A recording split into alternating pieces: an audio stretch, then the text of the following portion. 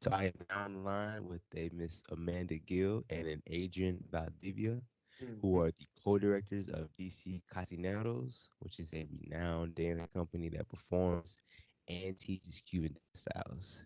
I believe your mission is to build healthy communities through the art and culture of Cuban dance. Is that right? Yes. Yes. Hey, so I believe Miss Amanda, you were born in Annandale, Virginia, Yes. and Adrian, you were born in Venezuela. Is that right? That's right. You did your research. So I tried to do a little bit. So yeah. So I believe Amanda, you founded DC Casinos in 2005, right? Yes, I did. Mhm. And you've been choreographing, teaching, and performing casino infused with Afro Cuban for the past 17 years. Yep. Since 2005. Okay, 2005. Sure. Okay, sure. 19. Yeah. Yeah. Okay. Okay. So, Adrian, you've been dancing solo casino and other popular dances for what, maybe the past 10 years or so? Well, more now. I mean, I think that description was probably we did that description like 7 years ago. So it's Okay. Wow. since 2005. Yeah. Okay. Sure enough. Sure enough. Yeah. So, well, Experience. let me ask you this. How you are doing today? I'm sorry. I said, how you are doing today? Let me start Oh, with that. good. Great. Okay, great, great. So, I guess I really want to ask both you all. Let me ask you first, Age. I've never been to Venezuela, man, so I'm very curious. What was your childhood like growing up in Venezuela, man? Childhood in Venezuela. Well, I grew up in a household where, I mean, there's always music and dance and actually, my as I tell Amanda a lot of the times we had a lot of family parties every weekend. So every Okay. weekend I was very much exposed to and all kinds of music. At the time, it was more Fania All Stars. So the 70s and early 80s was what they call now salsa music. Um, those particular styles, but also I was very much exposed to also a lot of traditional Venezuelan music. And then, in Venezuela, there was a very strong curriculum around the arts. So therefore, you had to kind of learn and sing and play Venezuelan music and instrumentation. And also, one of my uncles is the director of a very renowned traditional Afro-Venezuelan dance and music company in Venezuela too. Yeah. So that really helped with all that. Hmm. Okay, did you grow up around musicians, correct? Or Hmm. did you grow up around like musicians as a child? Well, I grew up around musicians, yeah, but mostly dancers. I mean, all my uncles Oh, were okay, dancers. okay. My mom was a dancer, street dancers, not necessarily professional dancers. Hmm. I'm curious. So growing up in music was such a big factor in your life. Was dancing more so like just a social thing, or was it strictly like parties, or what?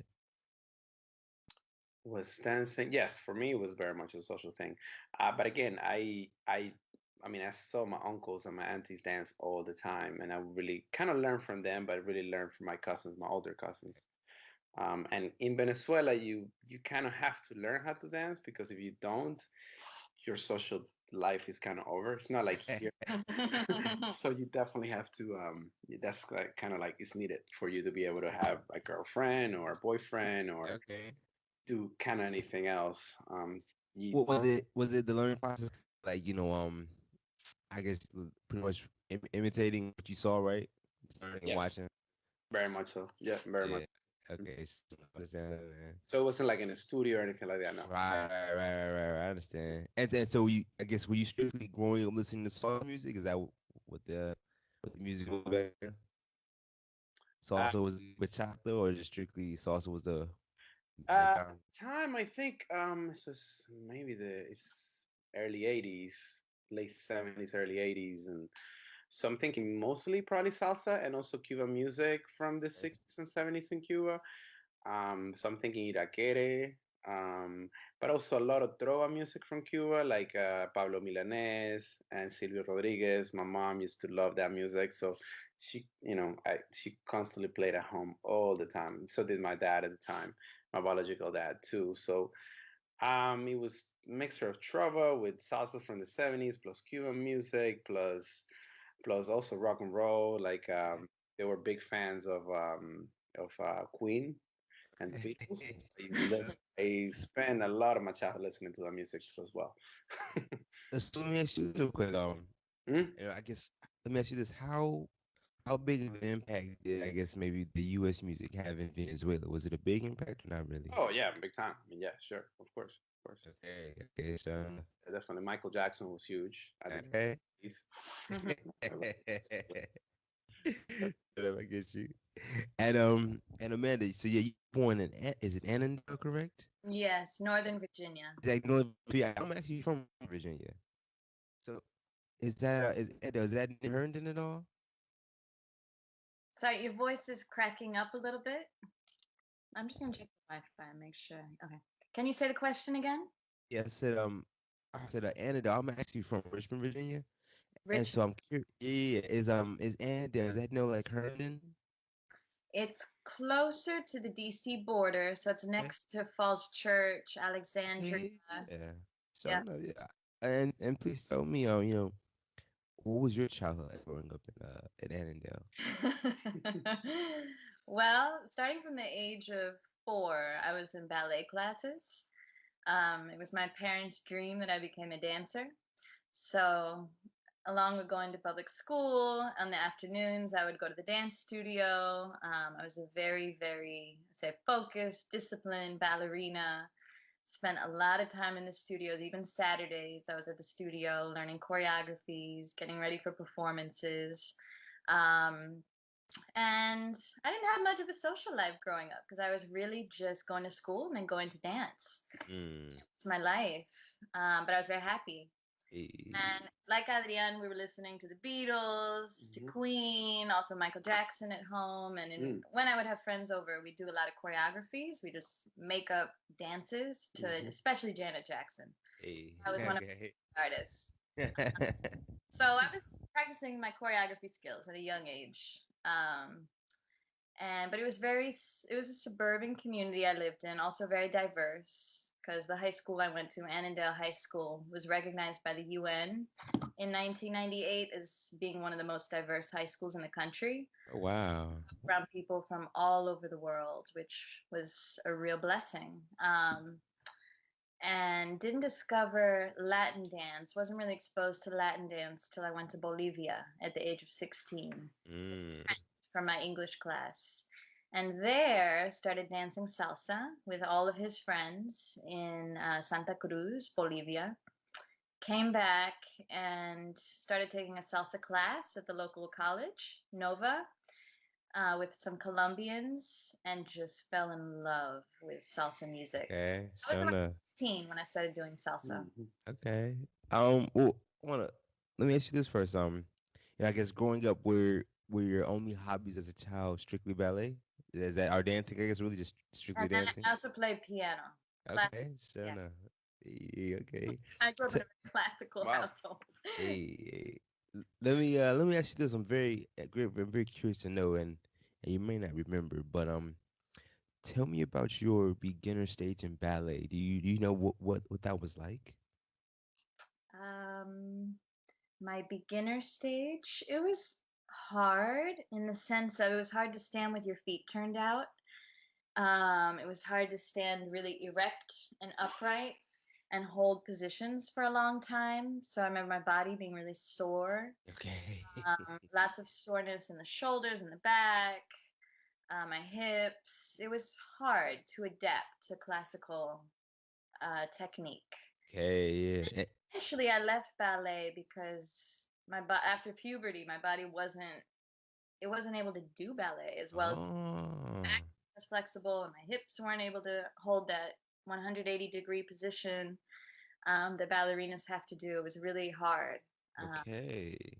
so, Is that something that you want to do or your parents got you into well, originally? they encouraged it, but I ended up loving it. I love Okay, the discipline, the ritual, the positions, the expressivity, the Hmm. artistry. I loved ballet. okay, that's awesome. That's awesome. Music, yeah. Yeah, okay. And you already touched on it, but I'm very curious. What brought you to Bolivia? so I had a really good friend in my 11th grade English class, and he and his mom and my mom got together and said, we send our son every year to Bolivia. Would your daughter like to go and Awesome. experience South America? Yeah. That was it. Yeah. Yay. So yeah, please tell me what Bolivia was like, and maybe tell me how was Bolivia different than the U.S. Um, so when I was there, it was 1997. I was 6 years old. Yeah, I was 16. It was visually it was different. It was very mountainous. A lot of open space, and I was used to, very crowded, more urban life. So it was nice. The air felt fresher, and it was different. It was calmer. But what I remember most is his family, how tight the family was. Every day for lunch was the most important meal of the day. We'd have a three-course lunch. The food was out of this Oh world. man. Never ate that well in my house.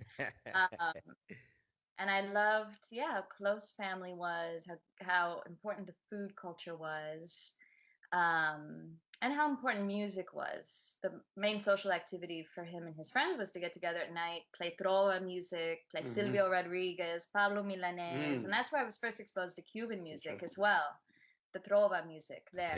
Okay. And you saw Che Guevara spray painted everywhere around Bolivia. Okay. So that was my first introduction as well to the revolution. So was he was actually idolized in Yes. okay. Yes. Okay, I've heard some mixed things about him, but okay, I understand they idolized him. Yes. And he was assassinated. Well, he was killed there, right? I think Bolivia. Yep, I believe he died Sure there. enough. Okay, I didn't know that. I did not know that. Okay. It's all Yeah, over. gotta check, but I think I think it was. I believe it was Bolivia. Yeah. Yeah. Okay, I didn't know that. I definitely wanna hear about your beginner stage in salsa, but I'm very curious, Adrian. After so you're growing up and everything in Venezuela. Um, I guess what happens. Oh, I guess let me ask you, what were some of your hobbies as a child growing up? As a child growing up, Sure. I think I was. I mean, I was playing sports. I think. I mean, I grew up playing. Like a soccer, right, or what? Well, it's baseball actually. Okay, So, okay. yeah, that's the national sport really. So Oh, wow. grow up, you either play baseball, you don't play baseball. I mean, everybody has to at some point play baseball at some point, but you play it in the streets. So a lot of times is you kind of using your hand, we call a pelotica de goma, a ball made out of this Blue. this very bouncy material. So you hit it with your hand, and then bounces everywhere. But people have to catch it and so on. So you actually learn how to a lot of skills, hand-eye Yeah, coordination especially hand eye, yeah. to everywhere. And you play in the street. So what happens is you have to wait for the cars to pass. Cars. You come back to the street, play some more, then the cars pass. I remember that. You know what I mean? So it's a little bit dangerous too. But then my mom put me into soccer, so I started playing soccer. I mean, in a club, and then started playing basketball because of the dream team in '92. Okay. I came to Venezuela to play, or to there was the World Championships in Venezuela Right. because US was the dream team was playing. This is Oh man. so I kind of really got into it, and Of that's course. kind of like my sport. Yeah. At some point. But for the most part, through that time, I was still also dancing too. Again, my cousins and my uncles were very adamant to keep, to. I mean, again, it's something that you do every day or every other day at parties, at events. You know what I mean? So that's basically part of my hobbies in a sense. Yeah. When you say dancing, I guess do you more so mean you're not taking classes, right? You're just dancing as a fun activity, right? Is that what you mean? Yeah, Sure basically. enough. Yeah, I just The yeah. only time we did some kind of classes was to learn our traditional music. Mm. In middle school, you kind of learn in music and dance class. You basically it's mandatory for you to learn basically joropo, tambores, which is basically the music. So you have to sing, dance, and play some of the instruments. Okay. Um, and so I mean, this is what music class was. Music and dance class was. This was required course. So Mm. between middle school and high school, you probably have to do that. Okay. So just to buy every Venezuelan, you have to know all these particular types of songs and so on. Right. I understand. And so let me. Psst, hey kid, come here. Hey, if you could like and subscribe for the channel, that'd be amazing. Let's get back to the show. I understand. And so let me ask you this, man. You know, you're growing up in Venezuela and everything. Um, what happens after you graduate high school? Like, do you decide to go to college, or are you trying to go professional? Well, in my case, my mom actually, after my mom got divorced from my biological dad, my mom, like 3, 4 years later, she met, or not more like 5, 6 years, she met an American diplomat, African American diplomat, who was stationed in Venezuela, and they form a relationship. And by the time I was 16, 17, I think, I believe, they're about to get married, so we moved to Southern Africa. Oh, Southern Africa. Wow. Malawi, so I lived in Malawi for a couple of years, and that's where I kind Oh, of finished my high school. okay. Well, I mean, I gotta ask you, man. What was that like, man? It was amazing. It was a different experience, and it was great. It was amazing. I mean, in Venezuela, a lot of times there's something that happens because of the way, especially around race and being a black person in Venezuela, in the city of Caracas, during assimilation for dark skinned people. Sometimes things might not. We tend to be a little bit discriminated against in some way. Not a little bit, a lot, but in a way in which we are made fun of. At times we might be discriminated against in different areas. But when I got to Malawi, it's kind of the first time where there was a sense of like, oh, okay, I was different. I was this black dude that spoke Yeah, Spanish. you spoke Spanish though, yeah. I was a teenager and I used it to my advantage, of course, because everybody's like, oh my goodness, this guy who's from Venezuela who speaks Spanish, we've never seen anything like that. Or I've seen that, but not really. So Uh-huh. Well, but hold on. So you're saying I think the correct term was I guess maybe colorism. So meaning back in Venezuela, I guess because you were of darker complexion, you yeah, got you can say a bullied or little so. bit of colorism. Yeah, yeah, within the family, but also colorism. I think it was just straight up racism too, as well. I mean, you have white Venezuelans, just like you have black Venezuelans, and Okay. also the way the system works. A lot of times, what you see in the news or what you see in TV is not truly representative of the people in the country. You know what I mean? So a lot of times, you see the people that are on TV would have much more European features, have Mm, it's just really not really representative Venezuelans. We are such a mixed bag. okay. If you get in a plane, go to Venezuela and Caracas, you're like, oh my goodness. You see people of all colors, of all Yeah. complexions, and that's what sort of makes us beautiful people. Yeah. If I hadn't heard you talk, man, I would not know what your ethnicity is, man. And it's so crazy, man, because my girl, she's from well, she's Dominican, but Hmm. she's from Puerto Rico, and looking at her and her brother, man, if you don't hear them talk, you wouldn't be able to tell what ethnicity they are as well. So it's kind of crazy, but I definitely understand what you're saying. So yeah, you moved to South Africa, man, and tell me how was South Africa different than Venezuela, and were you speaking English at that time? Well, Southern Africa area, and specifically Malawi. So Okay. Malawi, Zambia, Zimbabwe. Well, no, yeah, in those countries I spoke English, but again, I was learning English, so I kind of learned English on the fly, and it's kind of sink and swim. Okay. So it was really, really hard, and learn faster than other times. Especially because you were in school, right? So they Yeah, spoke English, right? right. So basically, I think they made a mistake in my transcripts. What they did, I mean, Venezuela at the time had one of the top educational systems in the world. I mean, and I think not until now, but back then, I was in experimental school, high school. So what happens is that I used to have a lot of advanced placement courses. So what they did was they saw they saw what I have done in Venezuela, and they basically translated to what I was going to do in this particular boarding school in Bishop Mackenzie School in Malawi, and just they gave me the same courses but in English.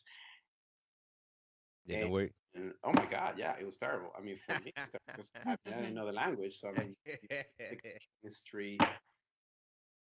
biology in English, and you know what I mean. This is the British system. I, Right. it was a mess. Mm. It was a mess. That first year there, it was really hard on me. So Um, so meaning I guess were you failing grades or failing classes or yeah, like what you know, changed? that year was like you know, just like yeah. I mean, I passed maybe the English classes, like Gym class? classes, but those other classes just yeah, yeah. Yeah, I understand, man. And so real quick, tell me about how do you say the name of the country, of the city again? Maui. Maui. Tell me about Maui, man. What was that city like, man? Well, Malawi is a beautiful country, and half is a lake, half is a country. So Oh, it's pretty peaceful at the time, and it's actually the first time I sort of felt very, uh, very safe because of Venezuela, and then hey.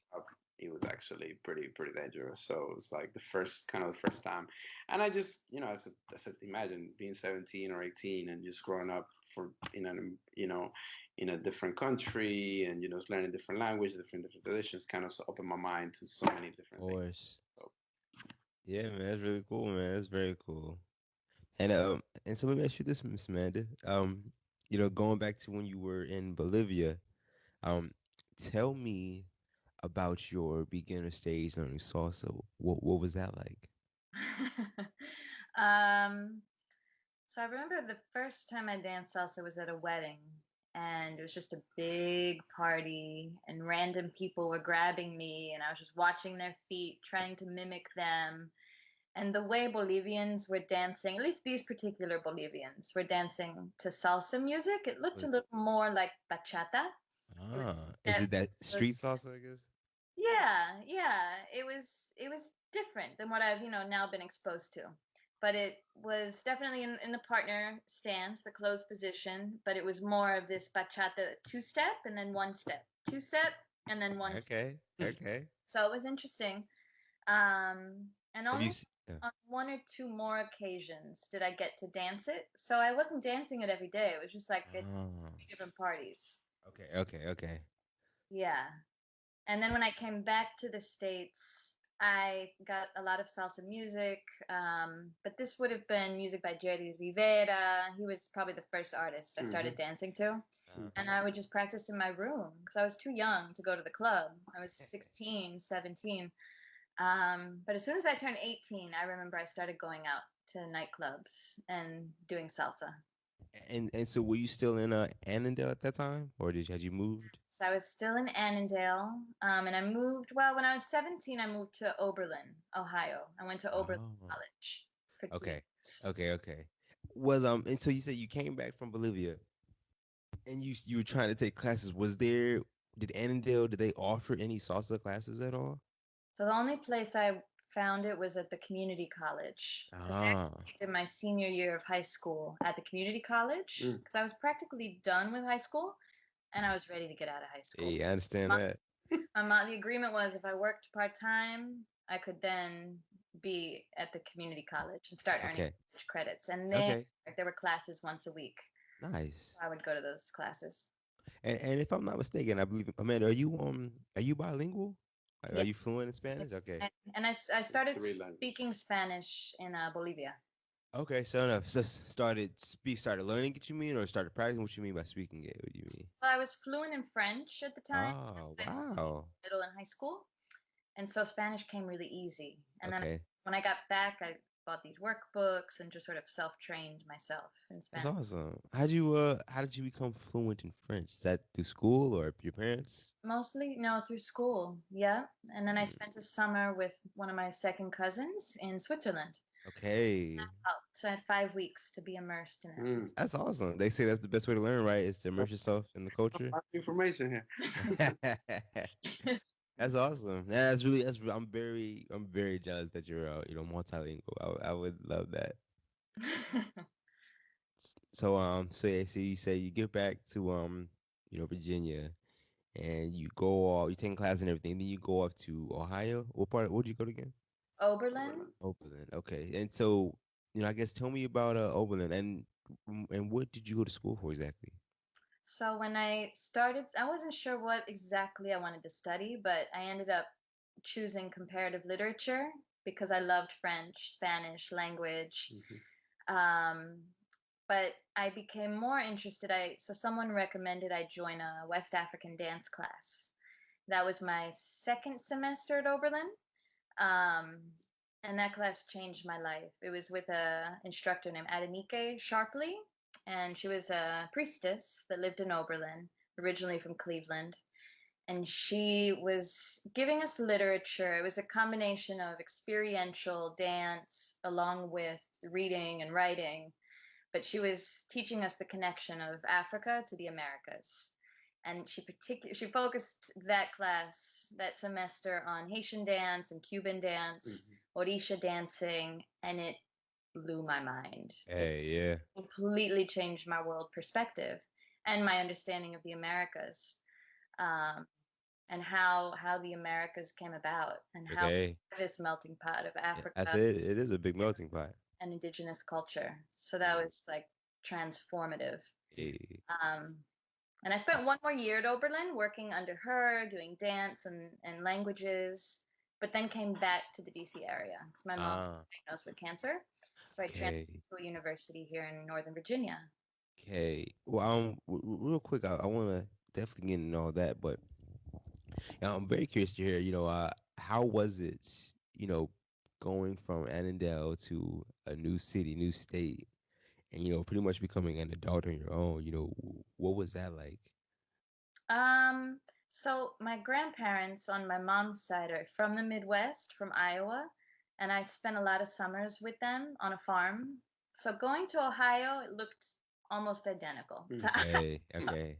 So Oberlin was kind of the middle of nowhere then, or what? middle of nowhere. Okay, so Very small town, just surrounded by cornfields. mm, Um, but it was different. It was like a little bubble in the middle of the Midwest of very intellectual, extremely liberal thinkers. It's a okay, super liberal art school.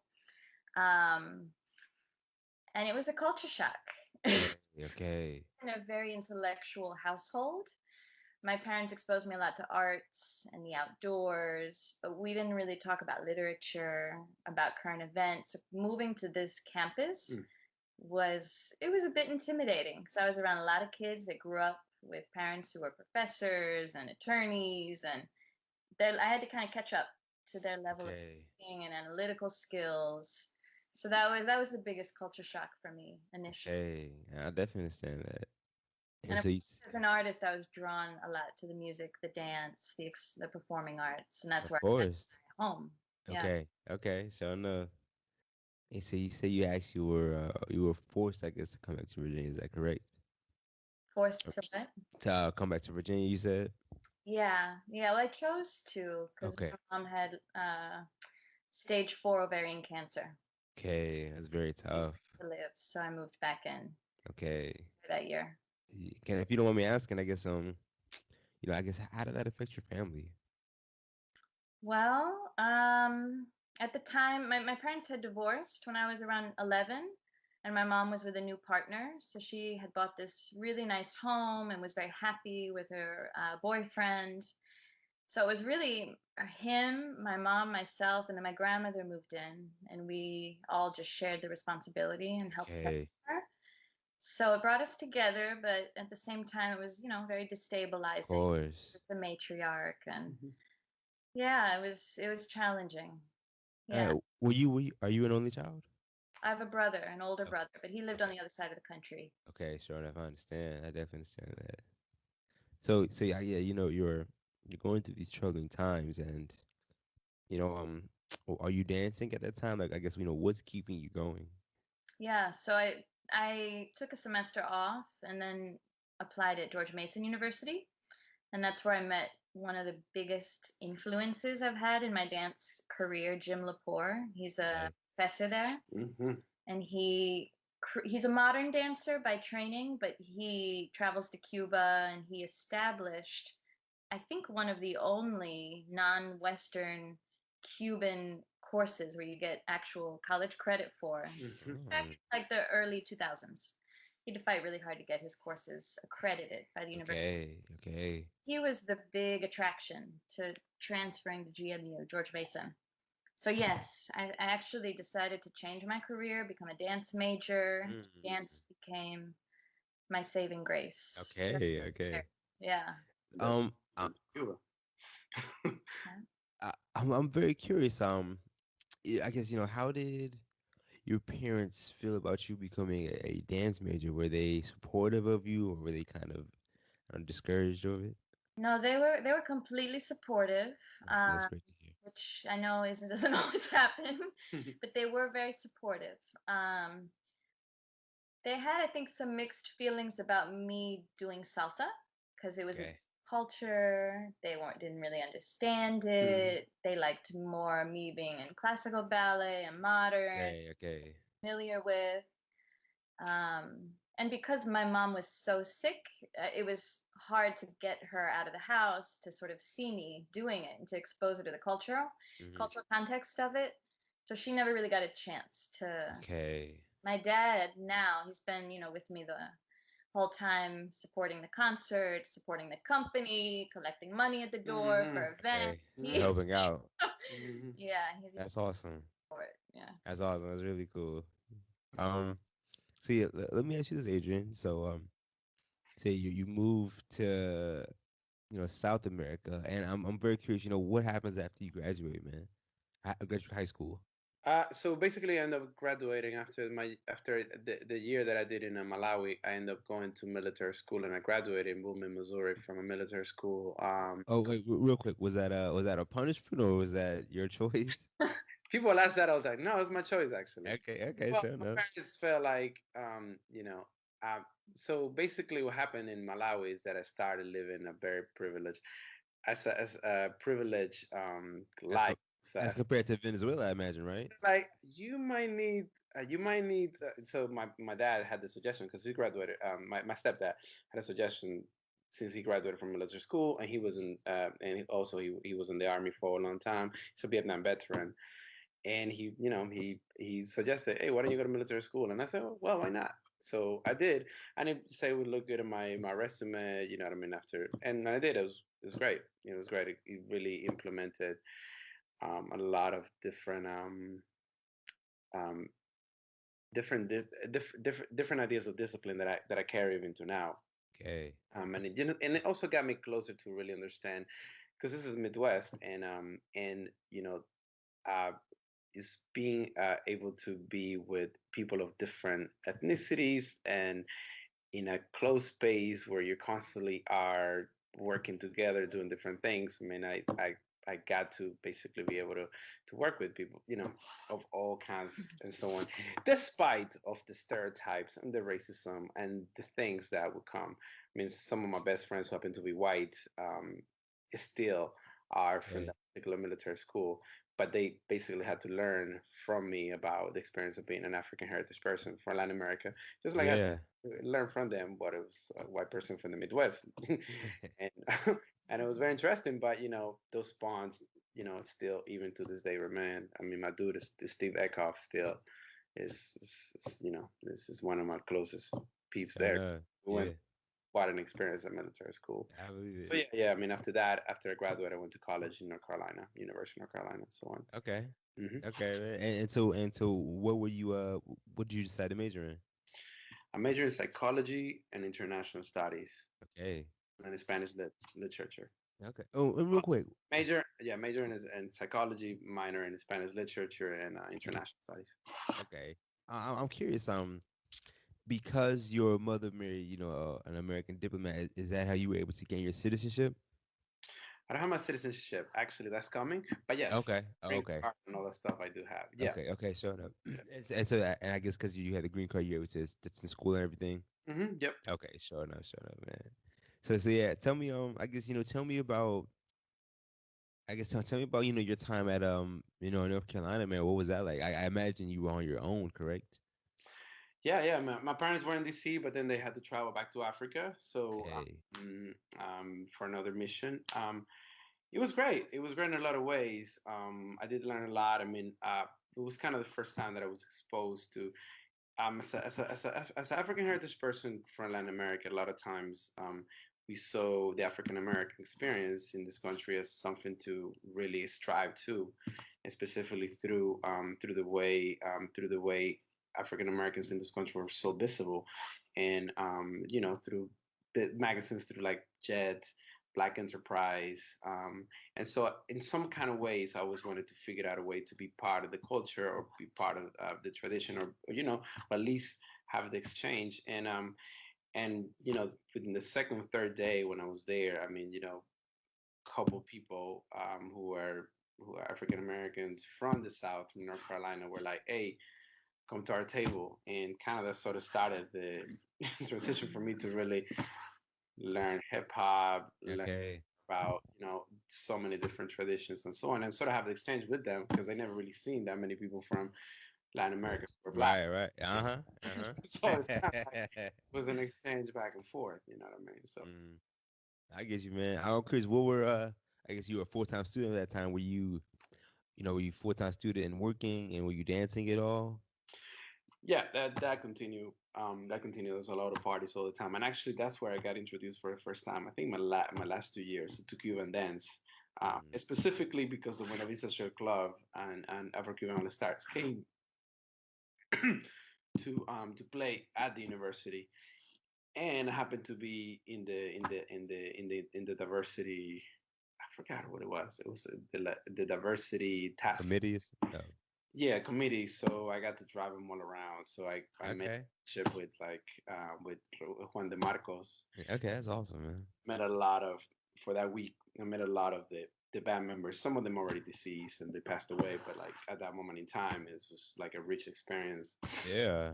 Didn't know much about casino dance by itself then, but there's a friend that was trying to teach me, but I wasn't sure much about it. So Yeah, I'm very curious, man. Since you grew up in a Latin, mhm. Latin American culture, I want to first hear about your beginner stage learning casino, and I'm very curious to know, um, since you somewhat grew up with the music, Mhm. do you think that made it easier for you to pick up the dance? That's a good question. So the way I actually learned casino was, I mean, Amanda was my first teacher. Okay, sure enough. Okay. So like I this is back 2005. So what happened was that I mean, I've been going, since I think 98, 99, even through college. There was this club called Havana Village, and I will always end up there, go there from like 99, from those years up to even now. But there's this club, and then there was like different salsa clubs that would play music, and you could see different performances. So I think by the time I graduated back 2001, 2002, I was seeing different people perform this particular type of music.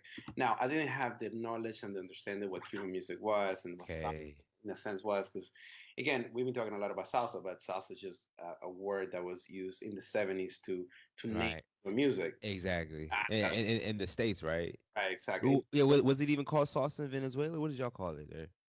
At the time, it was called song. In the Okay. 70s, it was called Okay. song. Okay. Right. Right. Right. And that's 77, 78, 79, but it was called song guaracha. It was guaguancó. Those things. song that was from Cuba, right? Or no? Am I mistaken? Oh, Cuba. So what you hear, what we call salsa right now, is actually some music from Cuba Exactly. in Exactly. a Sure enough. style in a big band, but it's really not. Salsa is just a misnomer that was given to sort of Right. promote the music outside of Cuba when the is the particularly the blockage or the blockade, how do you say that, Blockade. the blockade happened, and no longer Cuban musicians were able to travel. So Jerry Masucci and the and his peeps, with the final stars were like, well, we need to figure out a way to promote this music outside the country, and that's what ends up happening at the time. But going back to the question, um, before, where were we at?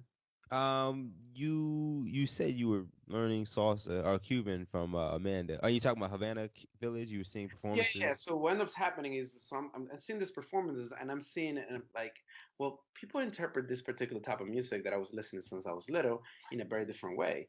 But there was not the familiarity of the way men dance, the particular dance. And I was like, I was kind of put off a little bit because I was Uh, like, no, this is not quite it.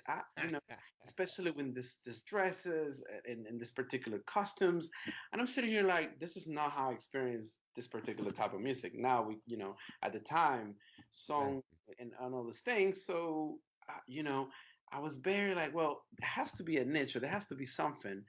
And it wasn't until I met Amanda. Actually, I saw this particular Cuban man in the club. His name is Maino and Paquito at the time. This is early 2000s. And they were dancing and they were switching back and forth between this particular girl, Mino, which is from Haiti, and there's these two Cubans, and they were dancing casino. And when Okay. I saw them, I was like, hold up, this is it.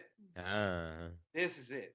When you see casino at that level, um, don't a talented level, or was you a good like a well, they're street dancers, but Cubans when they dance casino is, and they're very good. Uh, there's nothing like it. It's another experience. And that's when you gets really inspired. There's nothing like it. That's why. So when I saw them, that was the truly inspiration. It was like, oh yeah, God, I want to do that. I don't know what else yeah. is going on, but I want to do that. So the moment Amanda was like, hey, look, I'm joining this Riot Casino group. Hey, much about Riot Casino. But I was kind of like, yeah, this is kind of like the thing that I have to do because I want to dance like those guys Mm. at some point or another. So Yeah. that's when I was, I was like, yeah, I actually started taking casino back in college myself, mm, and it's a very beautiful dance. I guess Rueda maybe to be more specific, but Rueda, when you see it done and it's like well executed, man, it is absolutely incredible. mm-hmm. And so I guess let me I don't think we really discussed this, but I guess how did you all meet? So, Manny, you moved back to Virginia at that time, and you were going to school and everything. Did Yeah. you move to North Carolina, or like I guess how did you all meet? No, No, you're no, no. here. I was here in Falls Church, Virginia, at George Mason University, and then, but I was dancing a lot, and I probably met Adrian in 2002 at the club, at this particular club, Havana Village. Mm-hmm. Okay. So we would occasionally dance. I'd be out with my girlfriends. He'd be out with his guy friends. We might, Borichi.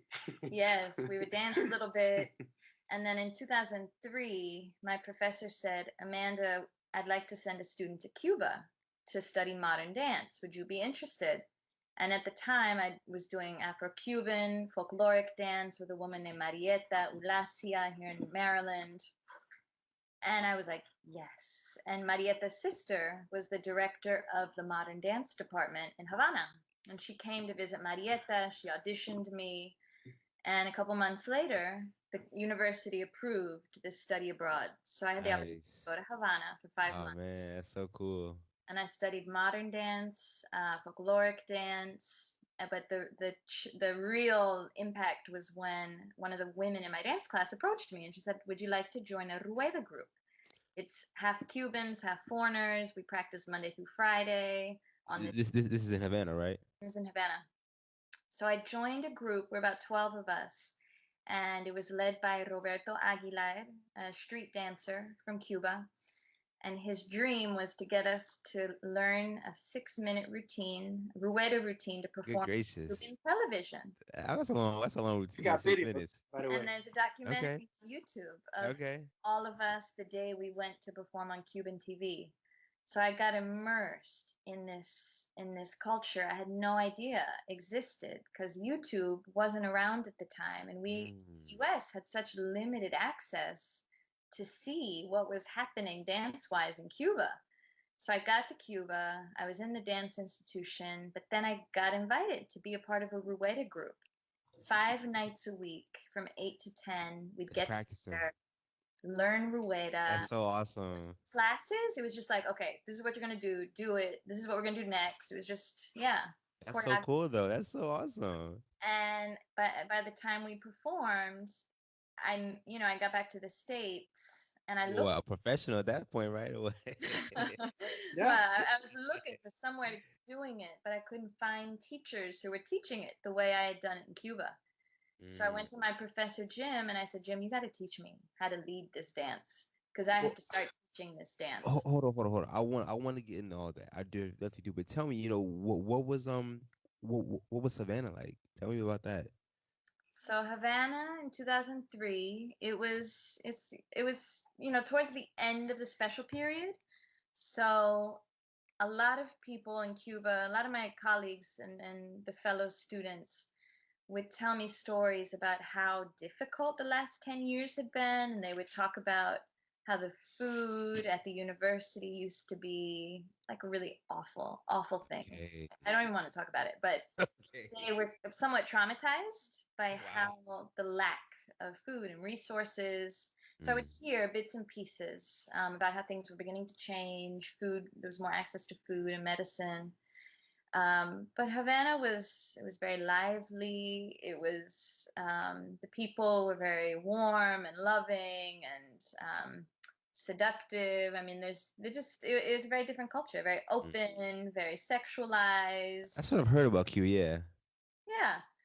But I was at the university a lot, so I was really like immersed in the campus. I went with a specific amount of money, and I knew no one could wire me money, and I couldn't get any Mm. more money, so I was Right. living on a Right. tight budget to sustain 5 months in Cuba. Hmm. Um, I didn't have a lot of contact with people back Of home course. because it was expensive to make calls and I see. Yeah, no cell phones back then, huh? a cell phone. Sounds like the dark ages or something.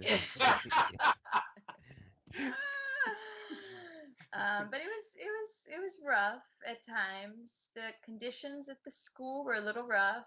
I mean, no air conditioning, and we got into the dead heat of summer, and sometimes there's no Oh. electricity, so no fans.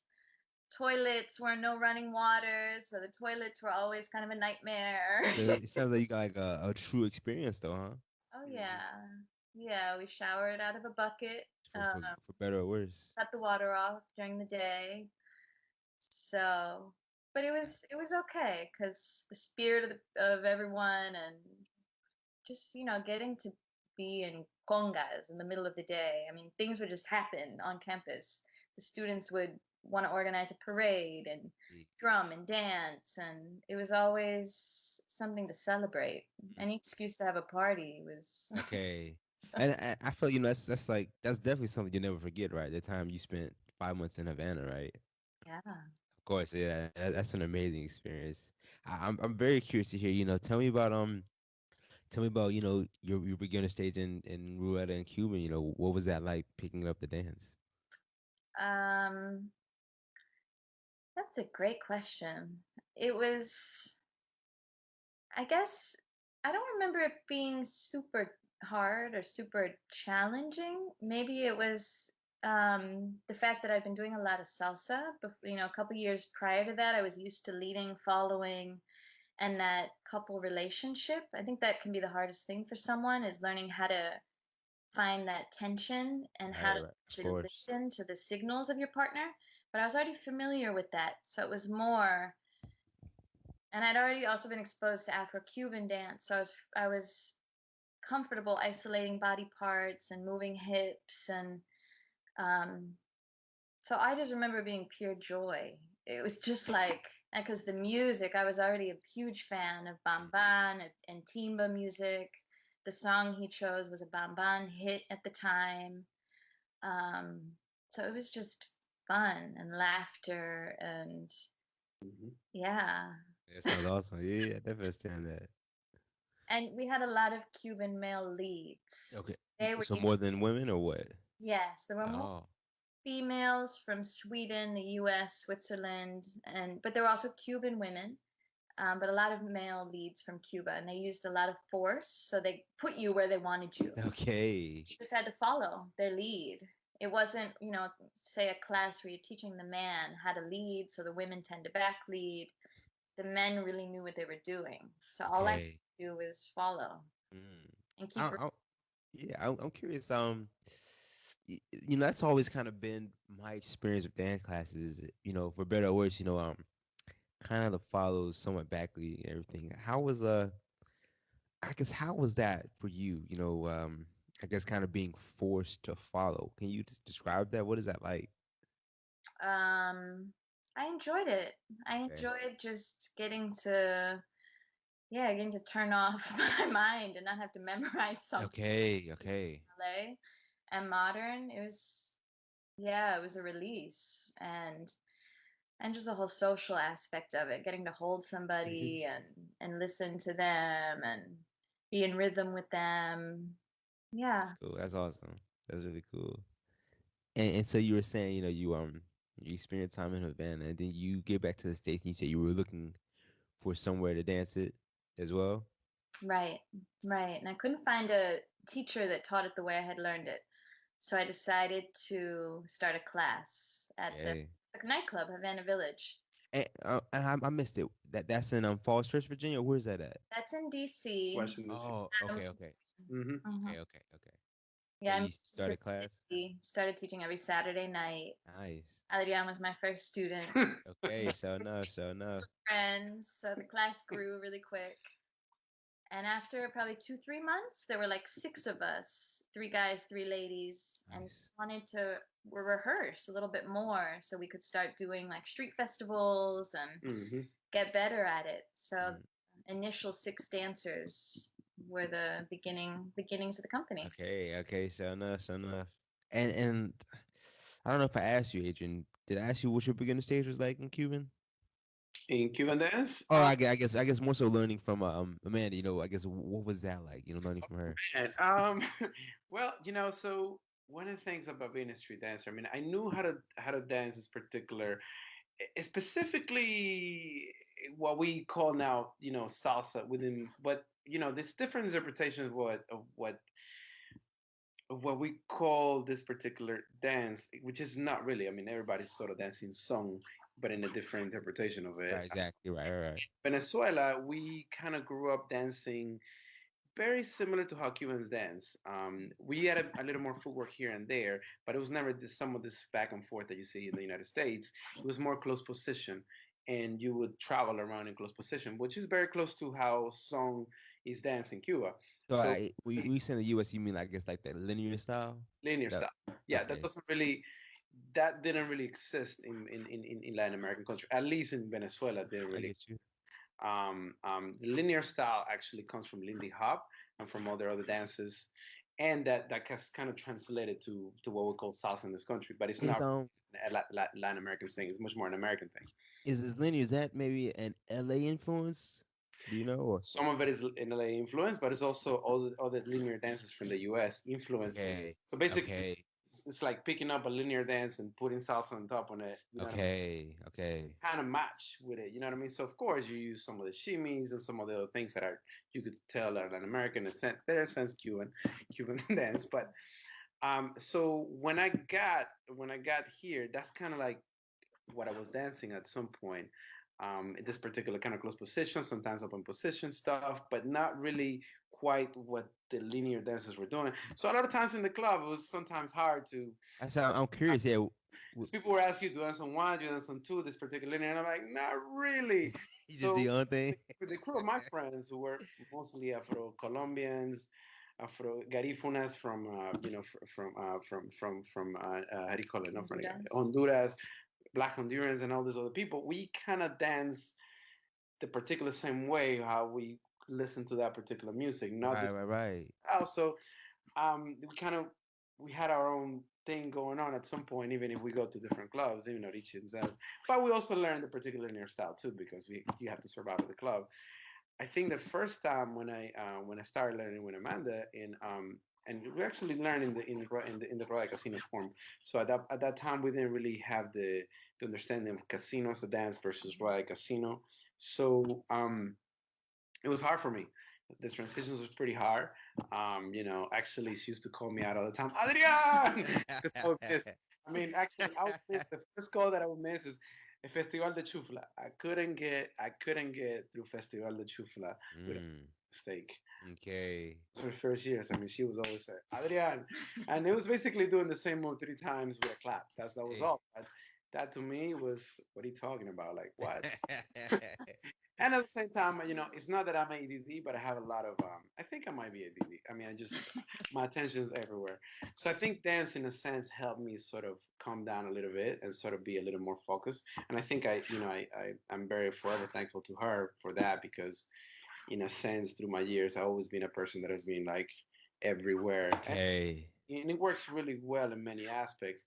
but to be able to just be focused on one thing, memorizing something, work in a group, trying to get it together is a quite a process that is Of course. life skills that you kind of use for many other parts of your life. So that, in a sense, helped me. And I think I read about it, and actually does. It just helps with your mental health. It helps with many aspects of your life that that has been great up to now. Yeah, I So definitely understand that. some days I can actually focus and just be totally,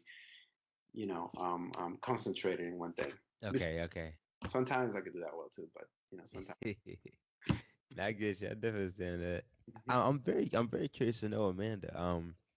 It's kind of like a two-part question for you. Tell me, what was it like, starting your own dance classes? And then second part being, for someone who wants to start a dance class himself, what are maybe some things you wish you knew, when you started doing it? Maybe just some hints and tips for someone else to start up their own dance class. Um, well, when I started this dance class, it was free. I wasn't charging, so that took the pressure off, I think. Yeah. It was just a way to build community, to get people, introduce people to this sort of foreign Cuban dance style. So initially, I was very driven. I was on this mission to spread the knowledge of what I'd learned, try to get as many people exposed to it as possible. I didn't really have an outcome. I just knew I wanted to build Okay. a community of dancers. The vision wasn't to start a dance company or find a dance studio and start charging. It was just very organic. I knew that I wanted people to hear this music, learn how to move to this music, and eventually have people to do rueda with Mm. Right. in the So club. you trying to build your own community, right? Yeah, Yeah. I was just trying to build a community. And I had a particular girlfriend at the time, Tiana Pichel, and she and I would go out dancing a lot. And she actually, I think, was the one that also said, Amanda, you need to start teaching this. You need to start doing this. So she was a big motivator. And thinking back to what I wish I had known, um, yeah, that's a great question. I think now, I mean, so I don't feel like I had a really strong, I had a somewhat of a method, but I didn't really learn a clear method till I became certified in the Casino para Todos methodology. Um, and so looking back now, that was in 2012, 13, when Mhm. Adriana and I studied this formal methodology for teaching casino dance. Mhm. So now that's been 7 years ago. So looking back to that moment in time, I think it's very helpful. If you're teaching a social dance, even though it is a social dance, which means it's evolving, it's not a static form of dance like ballet. It's very important to well, first of all, to understand how to teach leading and following. So how to get people in touch with listening to other people's energy and tension, and teaching them how to connect with the back. And even Yeah. though you get pressure in your hand, how to let the whole body respond. Right. So teaching them like fundamental drills about Okay. following um, is key. But then also, ideally, I think even for social dance, you Mhm. need building blocks. You need to be able to teach students how to be able to create, and how to, if you're learning a language, how to write sentences, how to begin and end phrases, how to land Right. positions, Mhm. which initially I didn't have, but it was okay because we made it happen, and we still were able to really perform this dance in a pretty authentic way. But now that we do have this methodology, it just changes the whole game. Right. Okay, right. And I think, ideally look for people that have codified the dance, people that have Mhm.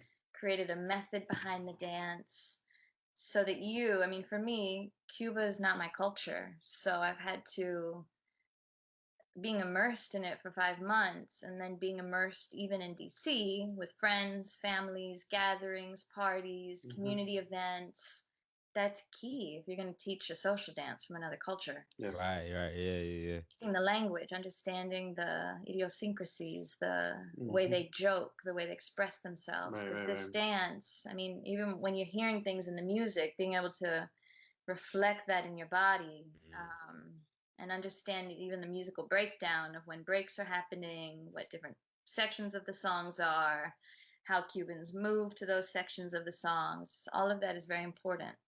So yeah, spending time soaking yourself, absorbing the cultural aspects, because I was, very immersed in it from of 2002 course. when I started this dance company with Marietta to 2005. So I was in it for about 3 years before I started teaching it in 2000. Okay. Nah, So, I think that's I think that's a very big, um, I guess factor in or thing of teaching. A teacher who has actually immersed themselves in the culture or even just experienced it versus a teacher who is just teaching the steps. It's very two different teaching styles, correct? Right.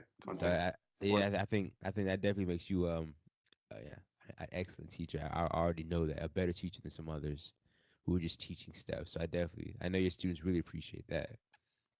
I'm very curious to know. So you're starting. Six of you, or you have your team, I guess, essentially. And you're trying to create a routine. I'm curious. I guess what happens, after that. That you have that six people, six team. What happens after that? well, I remember, we'd meet once or twice a week in people's living rooms, sometimes at Adrian's house. There was a woman at the time named Meg and David at their house. Then we would practice in the school where I was working. We just find free space. Hmm. And we got invited to the Mount Pleasant Day, a neighborhood festival. And then we got invited to a bigger festival. And at that particular festival, Adams Morgan Day, a woman approached me and Hmm. said, "Do you want to teach at our studio?"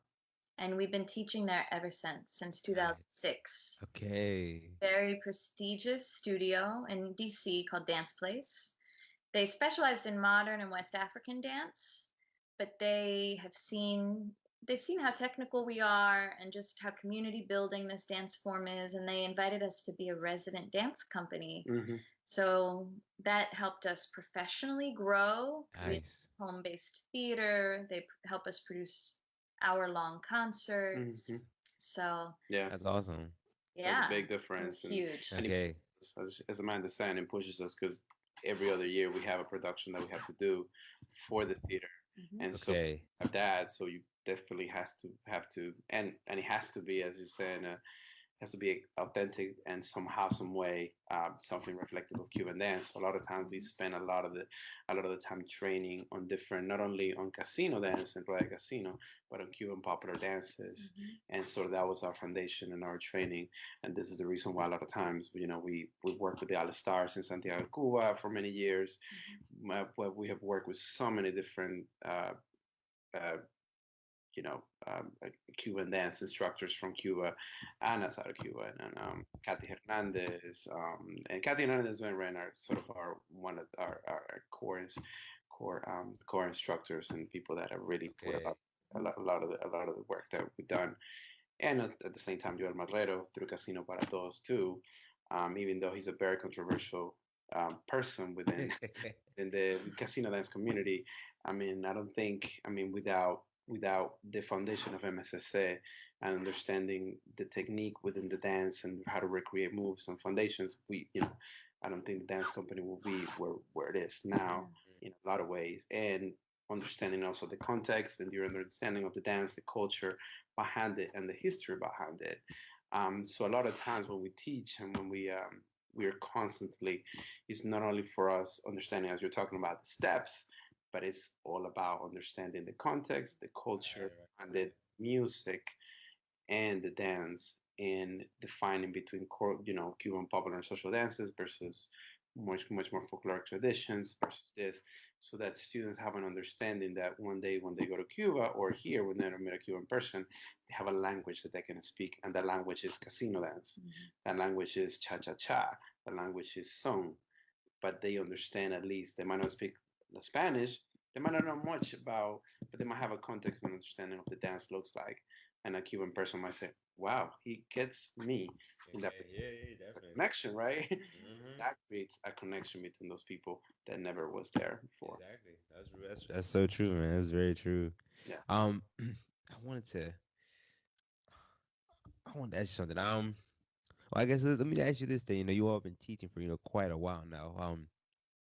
I would like to maybe give some value to some dancers as well as myself, man. Who maybe people who want to improve their roulette or their casino dancing. Could you maybe give me? We'll start with this. Maybe tell me some common flaws or mistakes that you might see in your classes that that you might want to rectify.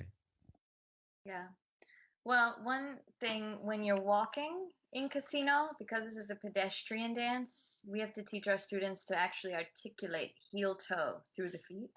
Okay. A lot of times we practice just walking across the room, heel toe, heel toe, heel toe. Even women in Hmm. heels do that articulation through the feet. Hmm. It's not ballet. It's not, you're not modifying your walk. But breaking that down and also the forward motion, you're Hmm. never freezing on 4 or 8, Right. Right. Right. shifting your weight, and there's still a fluid Right. motion, momentum through the body. So we focus a lot on that. Um, what else would you say? I think so. A lot of times, a lot of our students come with new students come to the studio with understanding, thinking that what we do is salsa. Mhm. So right from the back, a lot of times we have a beginner class, we kind of get them and we have had the students say, "Oh, I have training. I've done already salsa," and I say, "This is not salsa. this is this is not what you think it is." So a lot of times, some of the common flaws is getting students to understand that you're gonna actually move circularly Mhm. in circles and in edges and shapes, Right. actually going this linear particular thing, Yes. and that's hard to do. And getting people to really understand that the way they walk is actually the way that you're gonna dance, Right. Right. Right. Uh-huh. and get them to instead of imitate what we're doing, in a sense, trying to get them comfortable with the body enough to be able to do those particular walks and those particular types, because that's what the sense of dance is. Remember, this dance was a dance that was born in the 1950s through song. It's basically it's an evolution of song dance, but because it was done through the rueda at that moment in time, it, it came out to be a particularly circular dance that later on became a couple dance, but in big spaces in Cuba. At that time, it was the Casino Deportivos, but later on in the streets, in different parties. So the way people dance, but nobody had any kind of like classes where they learned this. Right. Right. Right. That their generations. My grandparents, I saw my grandparents dance, my aunties dance. Therefore, I'm gonna imitate. So the way it happened very pedestrianly. So it's almost like, and so in a sense, it is a hard but an easy dance to learn. In a sense, if you're, of course, you're Cuban, you're born in the culture. Of course, you notice, you imitate, and you continue that. However, to try to interpret that, to let somebody here from the United States or someone in another country to interpret and say, look, this is how you have to do, get them to understand that you got to think about from the perspective of, this is more natural than you think it is. Mhm. It is the way you're supposed to walk, the way you're supposed to do things. It's not something that you're going to learn. It's not a particular dance like ballet or like or like a salsa too. It's a very different dynamic. So that's, we take a long time trying to get the students there. And then after that, oh, okay, makes sense. If it makes sense in your body, then you're probably doing it the right way. Okay. Hmm. Let me ask you both this really. And I guess you can either answer either one, but I guess maybe for you, Amanda, could you maybe give me some hints or tips to help follows maybe improve their dancing or become better follows? Hmm. Um, well, we do this exercise that I think is important for leaders and followers to do, but it's sort of like a wash on, wash off. And ladies, we need to think about keeping our fingers closed so that we can make this full finger contact with the partner's hands. and be able to respond. But I think keeping your arms loose, keeping them light so he can move them as fast, as quick, as wherever in space he wants to move them is really important. So lightness in the arms, but keeping more awareness in your back.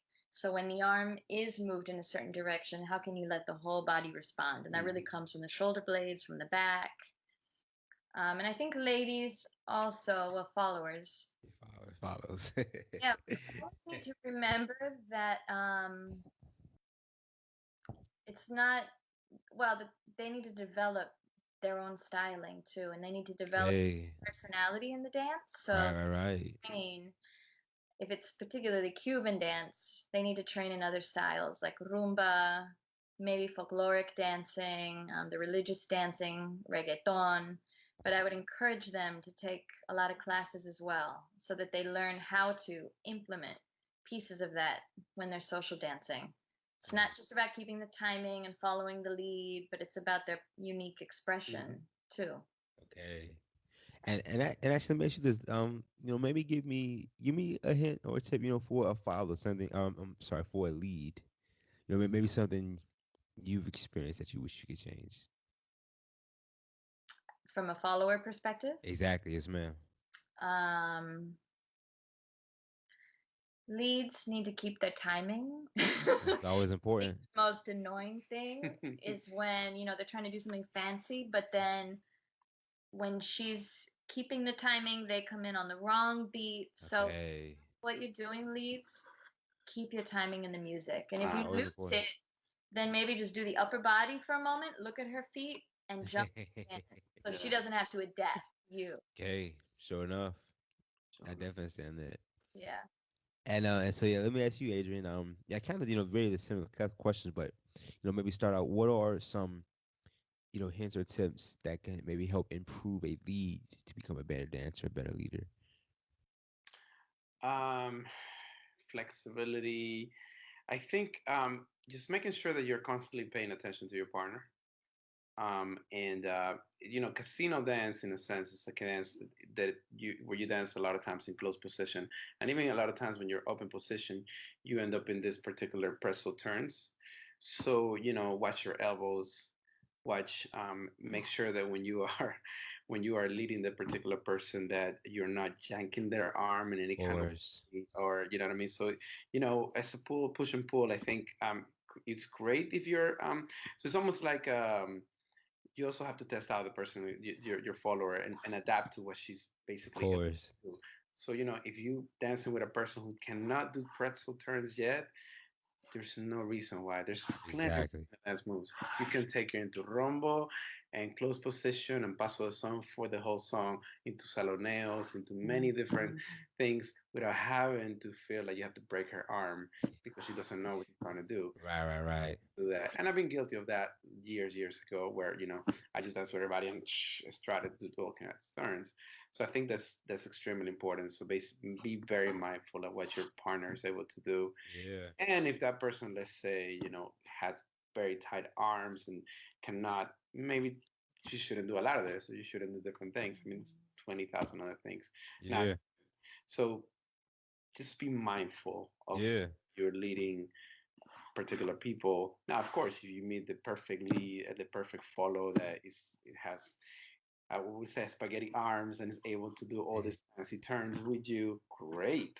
Enjoy the time. Keep the timing of the song and the music. That might be most important. Yeah. But yeah, have a great time. And I think also is we're responsible a lot of times for the timing in the music, as Amanda's mentioning. It's extremely important to learn the a tiempo, the contratiempo, the reasons why, where the clave is, where it's not, you know what I mean, in the beginning of the song, where does the chorus start, where do you finish, where does the singer actually start singing, and so on.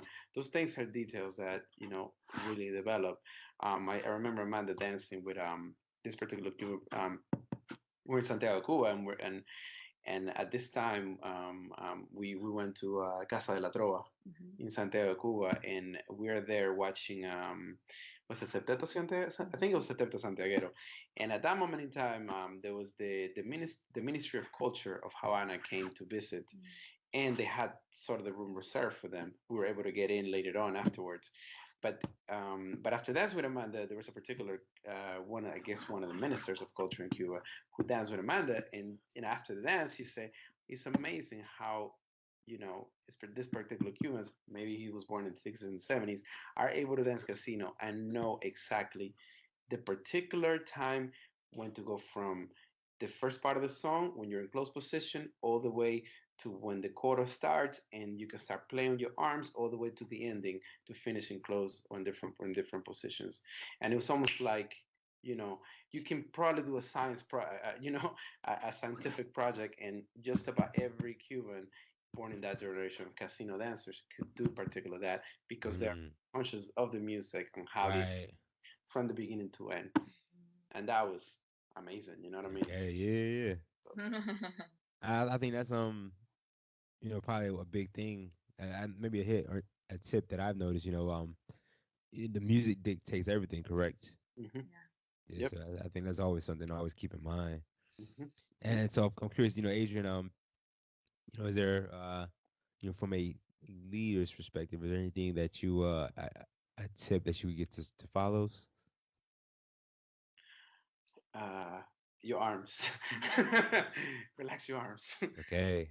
The more you relax your arms, and it's an art. You have to learn how to isolate the particular part of your body from your arms to be able to. And in casino dance, it's extremely important to have softer arms. That way, guys can actually do their certain things. And footwork wise, travel forward. For casino, it's important to travel forwards and in arcs. If you travel back, the back step a lot of times what ends up happening is kind of janks you from your position a lot of times. It can be done. There's different times that you can dance with somebody with back step, but you can tell. But if you're trying to dance casino in a linear style, and you are dancing a circular in a particular circular way, is really really hard. So sometimes notice that, and so I try to always, even when I'm dancing, to try to encourage the follows to sort of travel forward at times and to be able to follow that space. Because sometimes when you go back, that might jank my arm and might jank your arm, Okay. Yeah. create an injury too. Yeah. Definitely. Travel forward and being cognizant of your partner. And I think probably the most important thing, always letting your lead know where you are and how you are, because what happens is sometimes is this is the part of gender stuff within the dance. It's like, well, as the guy, I can do whatever I want. Actually not. Actually, Right. the job is to be able to be in whatever chemistry and whatever way you can actually support her through the dance. If she's not having a good dance, it's not going to be a good dance. Exactly. Of course. Period. So, Yeah. yeah. Yeah, I think that goes both ways. If either person not having a good time, it's not gonna be a good dance. So yeah, I definitely understand that. Exactly. I'm curious. I don't know the name. What is the name of the person who calls out the moves? Is there a title for that person? They call it Cantante? el cantante. Cantante, la cantante. I'm very curious. One, how do you dance as well as call out moves? I'm very curious to know how you do that. And two, are there any tips or hints, to help a future cantante? I think it just takes practice. When we're Mm, teaching the newer dancers in DC Casineros how to call, we try to get them to call it on the count five, um, okay. 4 or 5. So if you have that number in your head, it might help but also practicing by yourself. Oh, Helpful. We Yeah. encourage our dancers to dance alone and just walk out the moves, practice the moves with the music in the Right. background.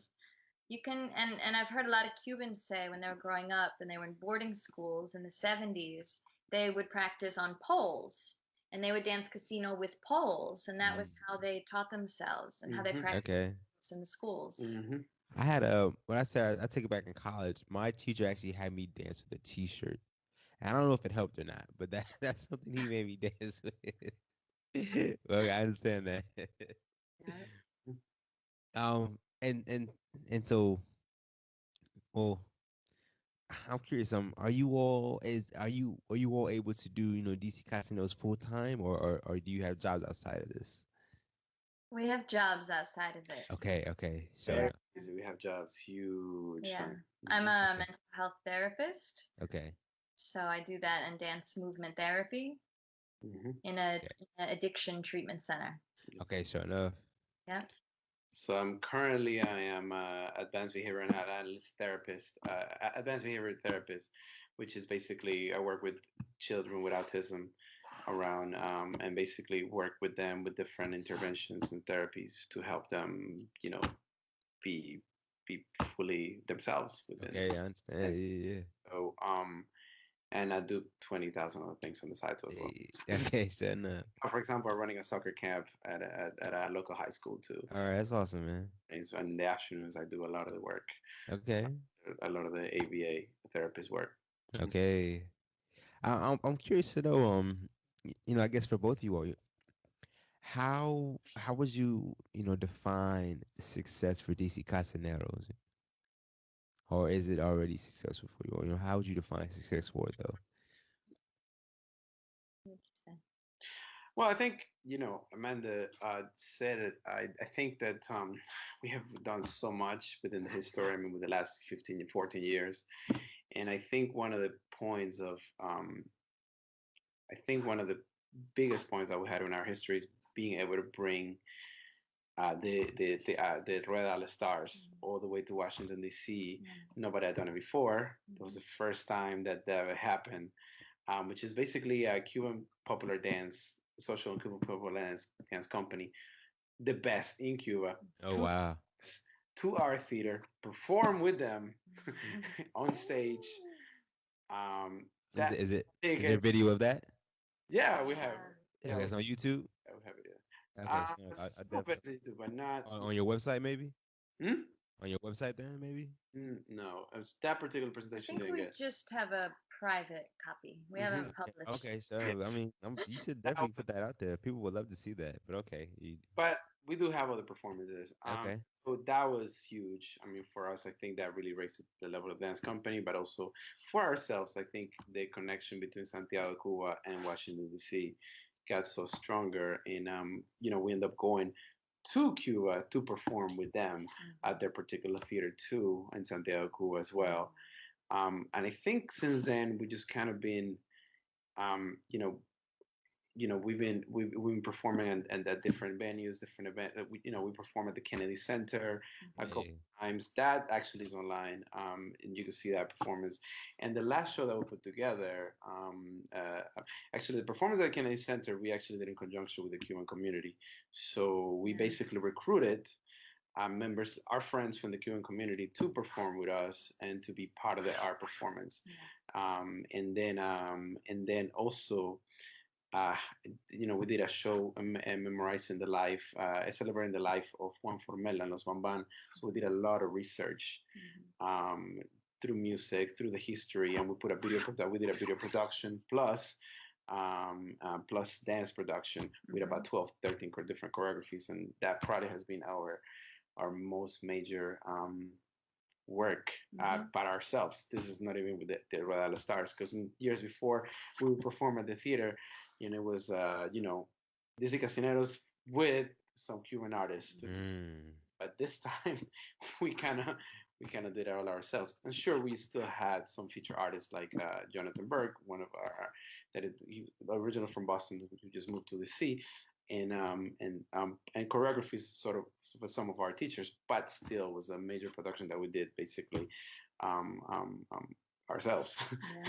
A lot of it, a lot of the work of research, a lot of the work of putting it together. So that's been sort of huge for us in a lot of ways. And I think another piece is just being a dance company that's recognized by yeah, big institutions like the Kennedy Center. We were invited to dance in their Artes de Cuba 2-week festival last year. They said that we broke the records. More people arrived at this free outdoor stage than any other show in history. that's awesome. Okay, that's amazing. Yeah.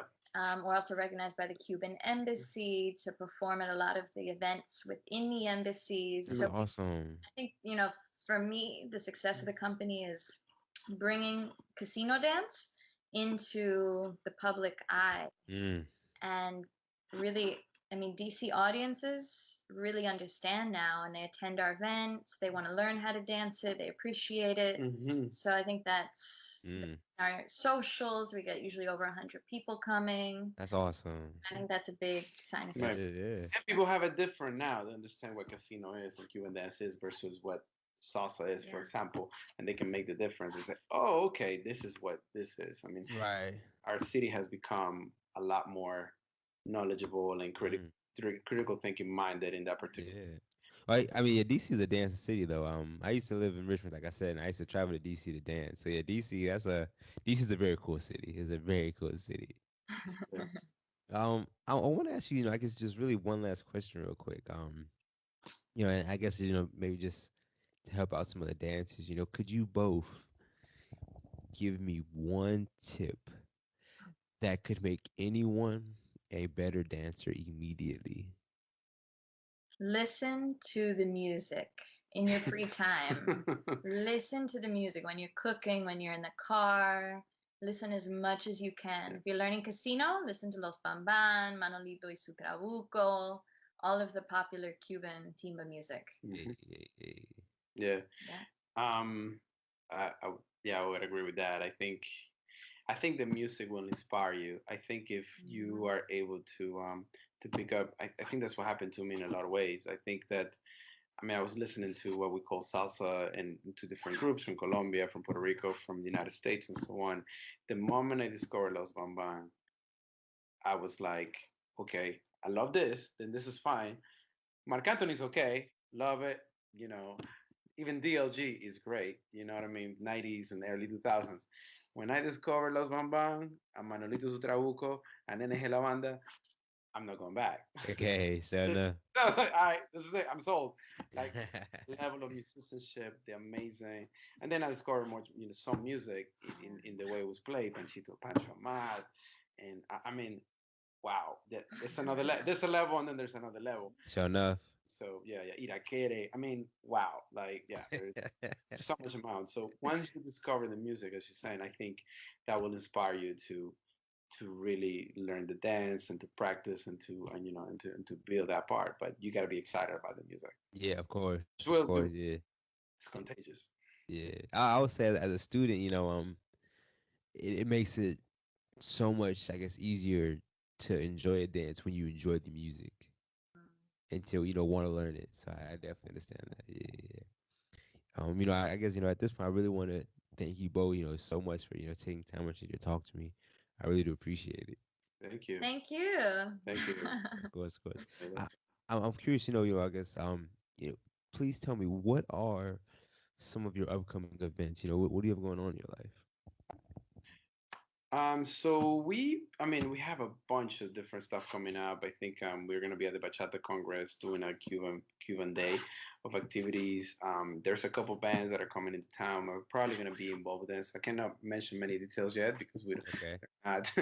But you probably will see us either performing or supporting those events with those bands from Cuba.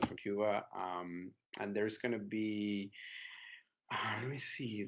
We're gonna probably be in Arena Stage on the 24th of August performing as Okay. well. Okay. DC and then Adams Morgan Festival, which is a festival that we used to do for many years. We're coming back there and actually do it again. And I think there's gonna be more stuff going on. I think the group will travel at some point again outside the country to perform and to teach and so on. We have some travel soon coming up soon. Again, I don't want to share too many details because that's Sure enough. coming, but you know what I mean. So Yeah. Sure enough. And I guess last one. How can people get in contact with you? How can they reach out to you? They can email us at dccasineros@gmail.com. They can go to our website, dccasineros.org. We also have a contact us page there. Definitely check out the website. And we also have a lot of videos on YouTube of our weekly classes, of performances. Yeah. So just Google, yeah. search for DC Casineros. And go to our videos, and as we were talking about, go to our videos on YouTube. A lot of our classes. We post a lot of our video classes there, but at the same time, a lot of our performances. You can go back all the way through the history of the group, so you can see also our progression. Yeah. all the way to 2019. And continue. Sure enough, sure enough. Yeah, yeah. See, like I said, thank you so much. I really do appreciate it, man. Thank you.